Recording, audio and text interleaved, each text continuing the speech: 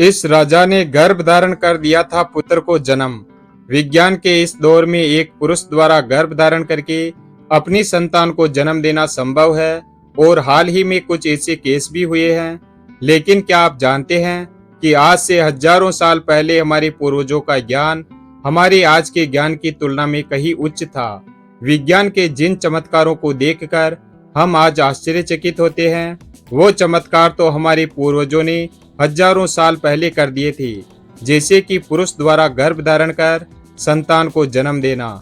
आज हम आपको श्री राम के पूर्वज राजा योनाश्व की कहानी बताएंगे, जिन्होंने स्वयं गर्भ धारण करके अपनी संतान को जन्म दिया था, जो कि चक्रवर्ती सम्राट राजा मांधाता के नाम से प्रसिद्ध हुआ। रामायण के बालकांड के अंतर्गत गुरु वशिष्ठ द्वारा भगवान राम के कुल रघुवंश का वर्णन किया गया है, जो इस प्रकार है। ब्रह्मा जी के पुत्र मरीचि से कश्यप का जन्म हुआ। कश्यप के पुत्र थे विवस्वान। विवस्वान के पुत्र थे विवस्त्रमनु, जिनके 10 पुत्रों में से एक का नाम था इक्ष्वाकु।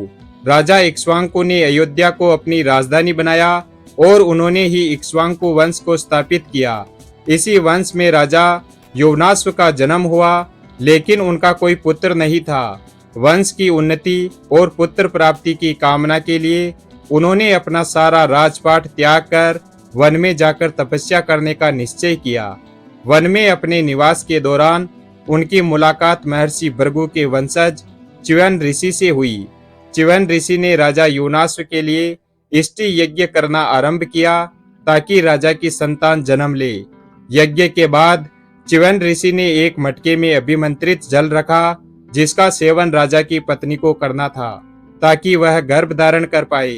राजा योनाश्व की संतान उत्पत्ति के उद्देश्य से हुए यज्ञ में कई ऋषि मुनियों ने भाग लिया और यज्ञ के बाद सभी जन थकान की वजह से गहरी नींद में सो गए। रात्रि के समय जब राजा योनाश्व की नींद खुली तो उन्हें भयंकर प्यास लगी। योनाश्व ने पानी के लिए बहुत आवाज लगाई, लेकिन थकान की वजह से गहरी नींद में सोने की वजह से किसी ने राजा की आवाज नहीं सुनी।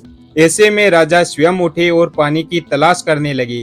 राजा योनाश्व को वह कलश दिखाई दिया जिसमें अभिमंत्रित जल था। इस बात से बेखबर कि वह जल किस उद्देश्य के लिए है, राजा ने प्यास की वजह से सारा पानी पी लिया।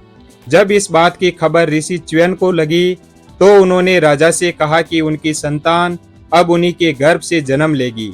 जब संतान के जन्म लेने का सही समय आया, तब दैवीय चिकित्सकों अश्विन कुमारों ने राजा योनाश्व की कोख को चीरकर बच्चे को बाहर निकाला। बच्चे के जन्म के बाद यह समस्या उत्पन्न हुई कि बच्चा अपनी भूख कैसे मिटाएगा। सभी देवतागण वहां उपस्थित थे। इतने में देवराज इंद्र ने उनसे कहा कि वह उस बच्चे के लिए मां की कमी पूरी करेंगे। देवराज इंद्र ने अपनी अंगुली शिशु के मुंह में डाली, जिसमें से दूध निकल रहा था, और कहा, मम दाता, अर्थात मैं इसकी मां हूँ। इसी वजह से उस शिशु का नाम मांधाता पड़ा। जैसे ही देवराज इंद्र ने शिशु को अपनी अंगुली से दूध पिलाना शुरू किया, वह शिशु 13 बित्ता बढ़ गया। कहते हैं राजा मांधाता ने सूर्य उदय से लेकर सूर्यास्त तक के राज्यों पर धर्मानुकूल शासन किया था।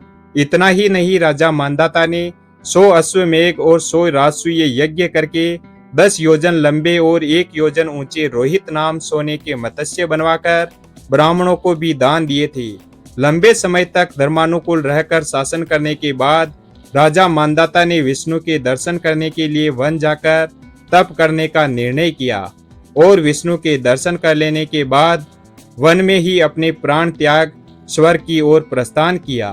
वीडियो अगर पसंद आया हो तो वीडियो को लाइक और हमारे चैनल शिव भक्त को सब्सक्राइब करें और अपने दोस्तों के साथ शेयर करें। धन्यवाद।